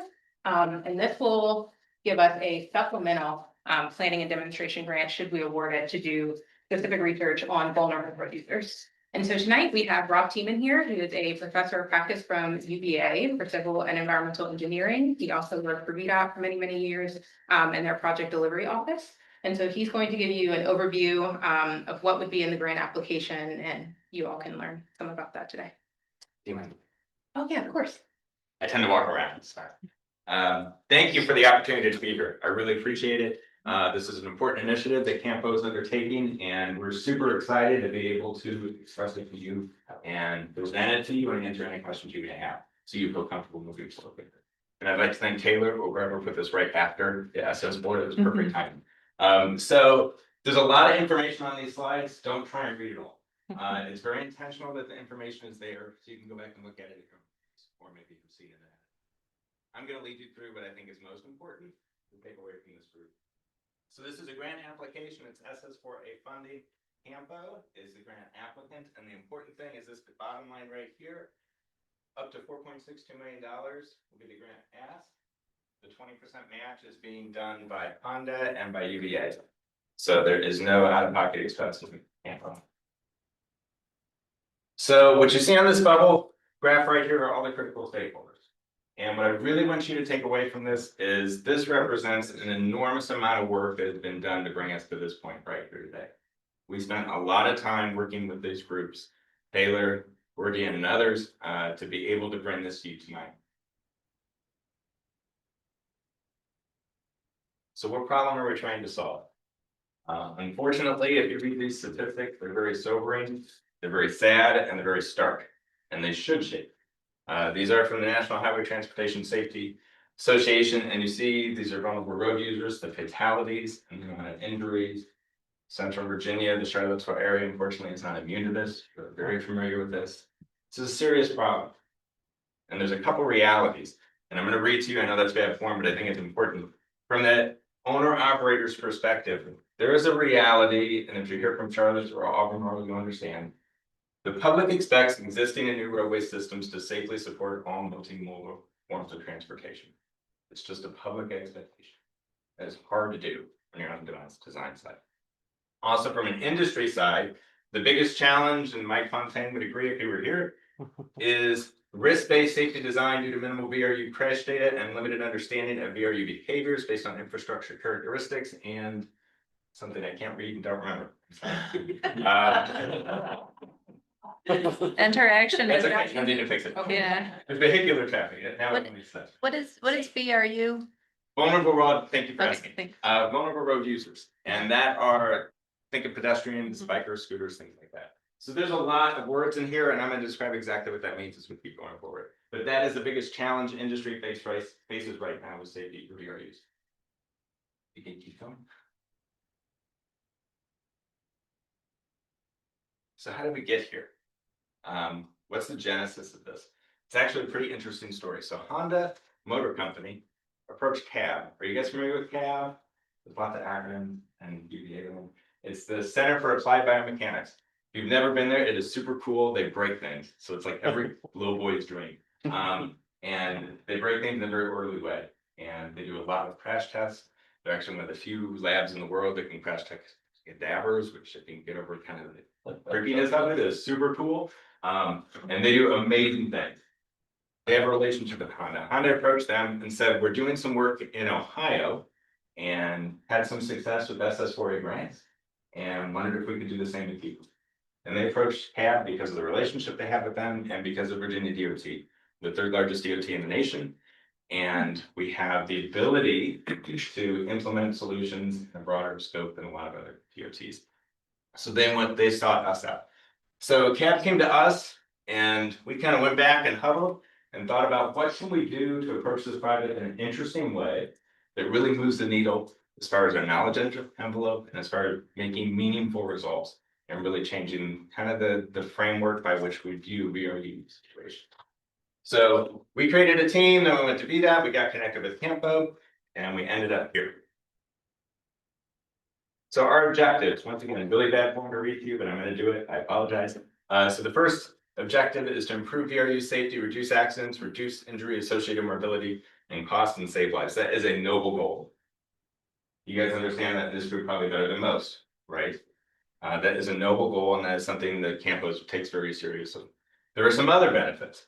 Our objectives include improved understanding of VRU interactions with traffic and infrastructure to provide a holistic safety picture to better evaluate realized safety benefits and risk infrastructure design. And this kind of puts the meat on the bones of that long sentence earlier, what we're trying to do. Develop models to advance automotive crash avoidance systems to further protect VRUs, and I'll talk about that in a minute. So what you see here, this is the project team. And we have a C member right here. So there's two important things I want you to take away from this slide. If you look at these names, this isn't the JV team. That was very intentional. UVA put together the thought leaders in these knowledge areas to make a meaningful difference, which I'll talk about in just a minute. The approach is really what is unique about this project. The second thing I want to mention is you see these in VDOT, we would call those silos. I don't like to call them silos at UVA because I don't think that's quite accurate. I call them more areas of knowledge or areas of concentration. It is not particularly common to bring together this many different areas of concentration on a research effort. UVA does it better than some, better than most, I would assert. It is not necessarily common. And I'm going to talk about why that's unique as it relates to VRU in this project. So what you see here, this is our approach. Please don't try and read all these words. It's in your packet, I assure you. But I'm going to go through kind of the methodology of what we're thinking, how this will work, because I think it's important. I think it'll resonate with you. First, we're going to collect a lot of data. There's a lot of data out there for traffic. There's a lot of data out there for vehicles, right? There is not much at all by comparison for VRUs. And it's not complete. I'll say there are holes.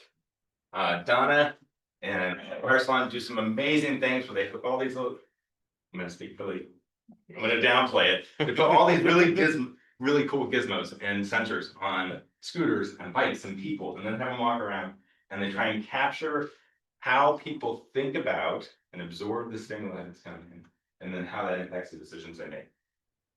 We're going to collect a lot of data. We're going to augment that with virtual reality in the same lab. Why is that important? In vehicles, there are so much traffic data on near misses. On pedestrians, on cyclists and scooters, very, very little. Don't want to put people in danger. So it allows us to create situations that may not exactly be safe in a virtual world, and so collect data. We're going to collect and analyze all the data. Then they're going to come up with some really cool trajectory models.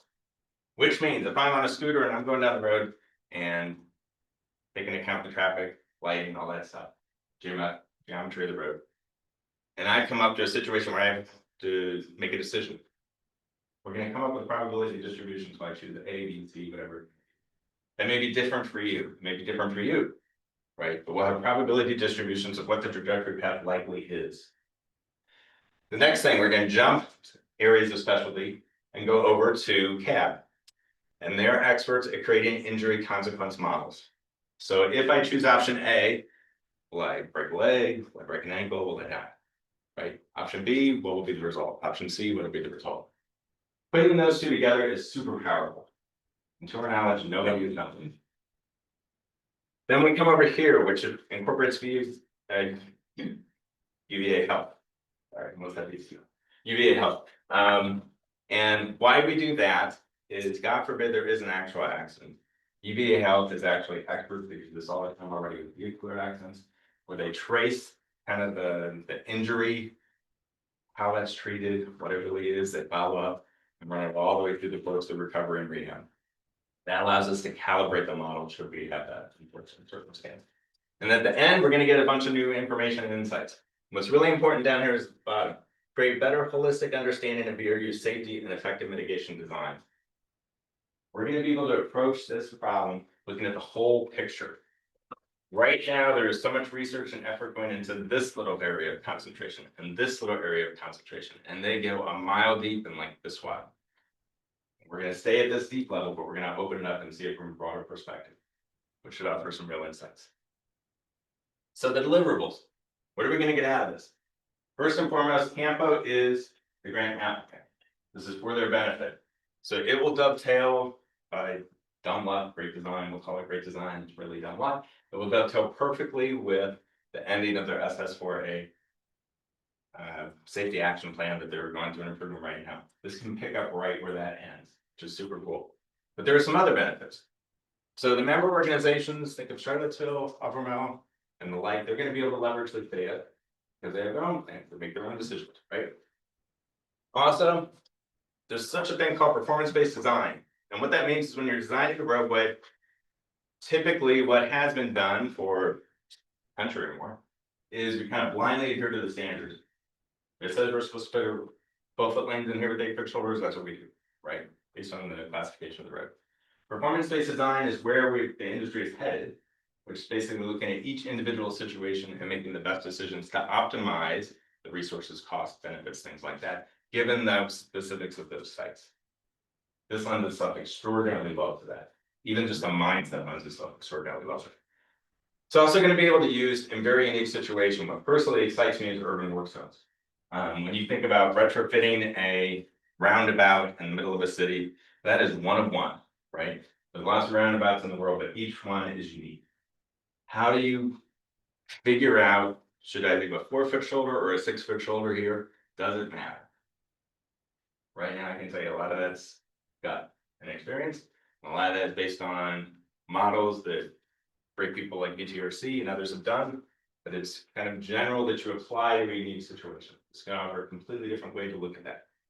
And lastly, circling back to Honda, they're going to be able to take this information and integrate it into their case studies, how they think about their cars and their codes for accident prevention and other things. Because what's really guiding this from Honda's perspective, to be quite candid, they have an internal goal of 0 fatalities in the Honda vehicle by 2050, I believe. It's a big target, right? But they understand they cannot do that themselves. They're just part of a larger system. So this is the path forward. We've come a long way. So we're nearing the end here for submission, which is late June. So this is the last official group under Campo that we're presenting to. After this, we will seek letters of support from our Virginia senators, as well as Charlottesville and Albemarle, I believe, and submit the application and hope for the best. Are there any questions? Kind of ran back through it quickly because I know the schedule ran a little long, but I didn't want to extend it, but any questions? Just to sort of, I mean, that it's actually very cool and amazing that you got all these people not just talking to each other, but actually working together, because it's a lot of people. And also, I assume then this is not one that's been slashed by the guy with the chainsaw in Washington. No, no.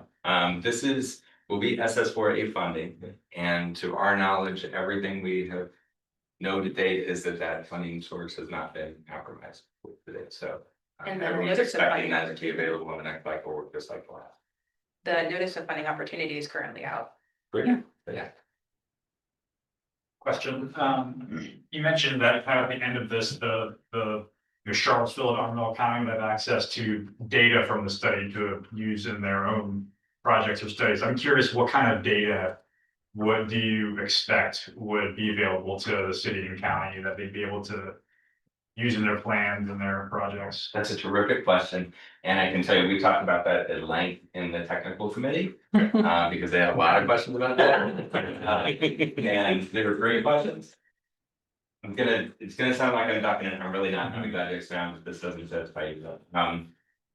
Campo is a grant applicant. This is a publicly funded effort, so the information will be available. But Campo is the gatekeeper. So they have very strong relationships, especially on the technical side already with Charlotte and Albemarle. I can tell you their representatives from the traffic side were very involved to get us to this point. So the kind of information that will be disseminated, there'll be a lot of information that's gathered for research, which is done, which probably won't be directly applicable. What I think will be very interesting to them are the results and the tangible deliverables we provide them. And we will work with Campo should this be funded. We know that exactly what that looks like, that it's going to build on the existing safety action plan, and provide like an additional level of detail, a new lens to be able to hopefully be more effective in the solutions. So that could look like, this is the new criteria for how we decide which intersections to do first. It could look like these are areas which may not have thought about, but we can actually get a lot of benefit. Okay.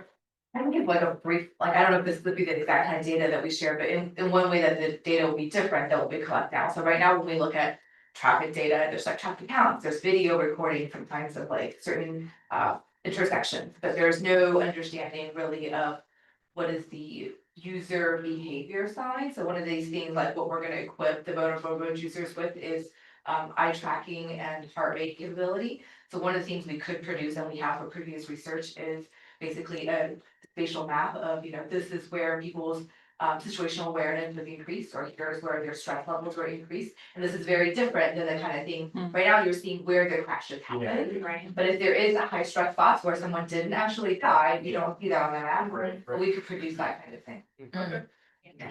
I have a question. So like in the last meeting, we learned about was it the smart intersection project that's going on in Albemarle County where they have like the LiDAR and all of the different sensors and everything? Are you connected at all with that project? It seems like there is, like in the data collection scene at least, like looking at that extra data that's being generated there could be really useful. So it's a slightly different focus in that project. Yeah. But if they're generating data that we can use, we certainly want access to. But VCRC is a partner on this, so potentially. Okay, that's cool. To be blunt, Honda's a car company, is a huge corporation, and while the amount of funding that they're, matching here is probably insignificant to them, it's significant to us. So just wondering, do they have any influence in the process, or do they just get the data at the end? Aside from the money.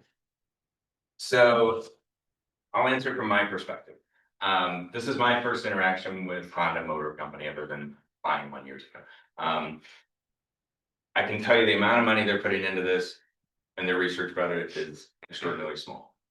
This is not a core research effort of theirs, that this is the foundation from which we're going to build our accident prevention system. What this is, and it may sound a little out of place, every conversation that I've had with Honda, there is truly an altruistic component here, that they feel like they're being good neighbors and trying to make the system safer, and they will tangentially benefit over time because of this. So does that help? Yeah, I mean, it helps a little bit, yeah. Okay. I'm not like, the information, so let me take a different approach. Sure. The deliverables from this are for campus, period. There is no state delivery for Honda. None. Okay. They will have access to data just like anybody who would like access to the data. But the deliverable will be to help Campo with their safety plan. Okay, cool, thanks. And I think that kind of bolsters this isn't a big investment for them. Yeah.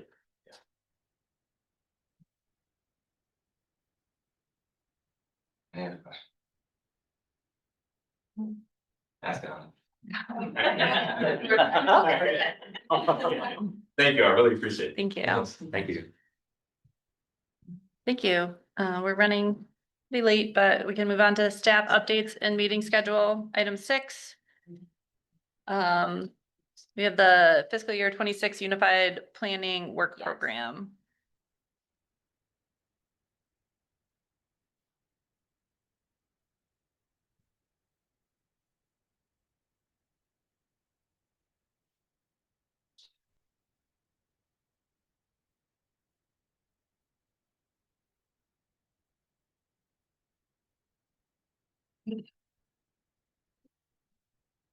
All right, I will be brief since I know we're running a little bit tight on time. You all saw the first draft of the Unified Planning Work Program, and I'm just here to give you an update for where it is now. We're still waiting on one piece of information before we can finalize it, but we wanted to come back and give you all an update since the policy board has seen an update as well. So just a little bit of background and reminder, the UPWP identifies all of the transportation planning activities that will be undertaken by the MPO in the next fiscal year. And it identifies all the tasks that basically MPO staff will be working on, and it's a federal requirement. It is 80% federally funded, and then the remaining 20% comes from state and local sources. changes to the draft since the last time you all saw it. We received updated allocations both from VDOT and DRPT, and those are reflected in the tables that you will see in this presentation. All of the additional funds that we received, the numbers are on the screen. We split them proportionally across all 3 tasks, and we have those in these slides as well. We have not received final VDOT state planning and research allocations, but that's okay. We have all of the funds that would be spent on the MPO. VDOT's budget just identifies their budget for the tasks that they will do on their end for the MPO. And here is a reminder of the funding by source. So you can see federal, state, and local shares, and also specifically which bodies this money is coming from. The PL funds come from FHWA through VDOT, and the FTA funds come through DRPT for transit planning. And here is the funding by task table. Just a reminder, our 3 tasks that we have in the UPWP are program administration, long-range transportation planning, and short-range transportation planning. This fiscal year coming up, most of the funds are allocated to short-range transportation planning, mostly because we are not in an LRTP update year, so we're not doing as much of that long-range work, but we are doing more of the short-range, supporting the technical assistance for our localities, helping them with grant applications, things like that.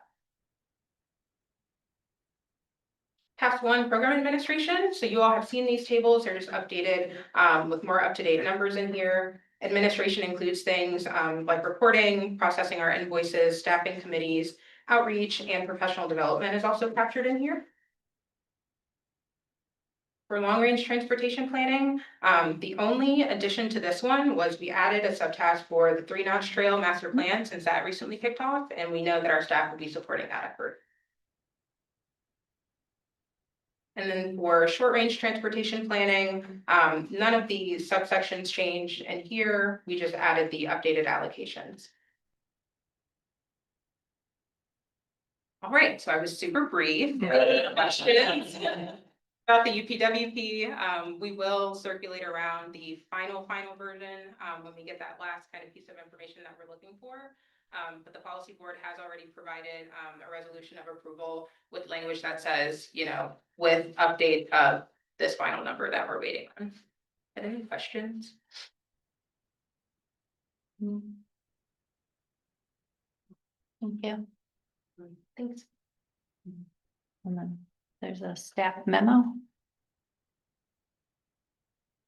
Yes, the memo basically puts in written format, just everything that we discussed today. Okay. The memo and the document that you all have in your packets, the tables are still the previous tables, and so the most up-to-date ones are included in the presentation for your reference.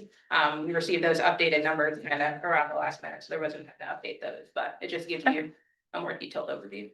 Thank you. Thank you. So then our next CTAC meeting will be July 16th in person from 7 to 9 p.m. I have a little section in here that we added, which is roundtable updates. And this is something that they do at the policy board where everybody goes around and shares something from their organization. And I thought that we could add this into our meetings, and it would be something if you would like to share with this group or for it to be elevated and shared with the MPO policy board, that I could bring that to the policy board. And so this could be like a way of, bringing information to the policy board. So does anybody have anything that they want to share? We could just go around. Nothing? New to me. I'll Okay. put something next Yeah, time. that's great. Yeah, I think we have lots and lots of things that we've already shared, but if anybody did have anything. I do have some updates. Yeah. Do that. Mhm. Peter's not here, so you know I'm gonna put it together. So first one is that there's a roundabout that is scheduled to begin construction at the 250-240 intersection in Crozet. And so that should be completed by 2026. A portion of 680 is going to be closed. That's Louisville Side Road. It goes over, it has a bridge that goes over a creek. They're replacing a bridge at the same time that they're doing that, so that will be closed for a couple months. You'll go around. This is part of a bigger Albemarle design bundle, and the rest of the bundle includes the roundabout at Riot Road and Warner Parkway, the continuous green T at Belvedere and Riot Road East, around the roundabout at 20 and 53, and the roundabout at Old Lynchburg Road and Fifth Street. So this project, the one at 250 and 240, that roundabout is kicking off now, but the estimated completion for the entire bundle is 2027. Yeah.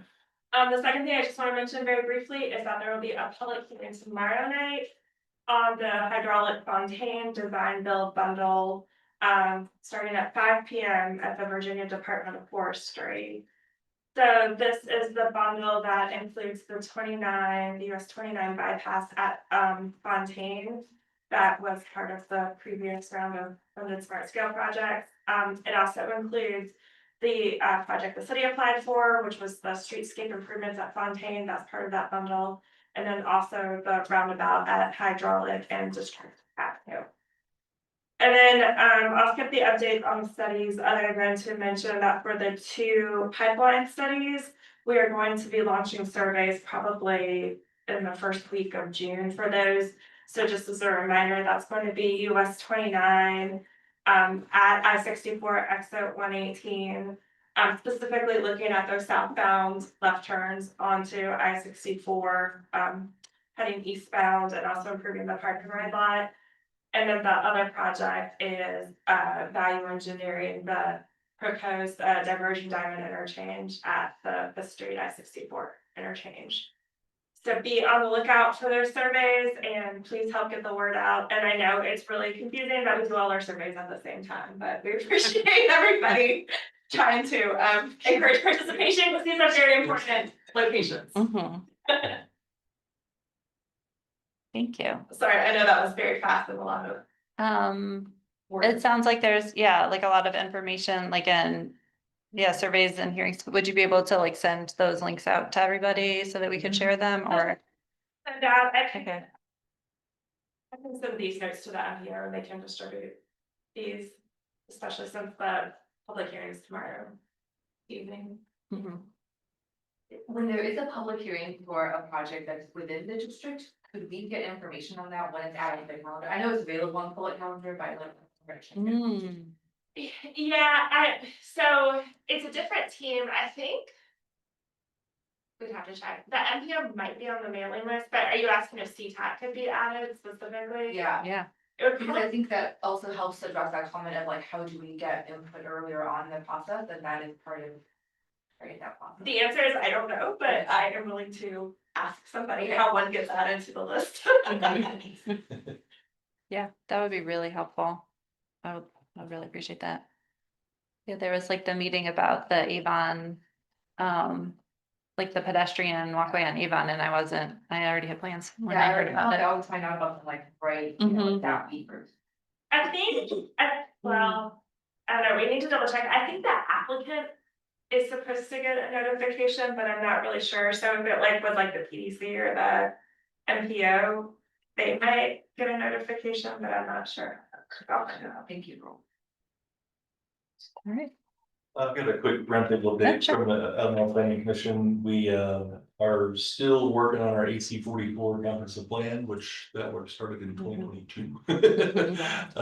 But we're getting closer in phase 3, and we had reason to bring it up here is that actually we just talked about the transportation chapter pretty recently, and it's one of those where I mean, when you have a strategic plan and you have so many action items that it's kind of like, are we really going to get to all things? Which ones are actually the priority? And there's a good discussion about that. Actually, the in-person discussion where we talked about some of the priorities was actually much better than just looking at this list, which is like 63 things. I'm like, okay. And thing number 1, develop a multimodal transportation plan. Oh, just that. Yeah. So but no, I think the county is taking seriously its development areas and rural areas to try and do better and do more. Thank you. Good to know. If that's it, then I will adjourn the meeting. Thank you.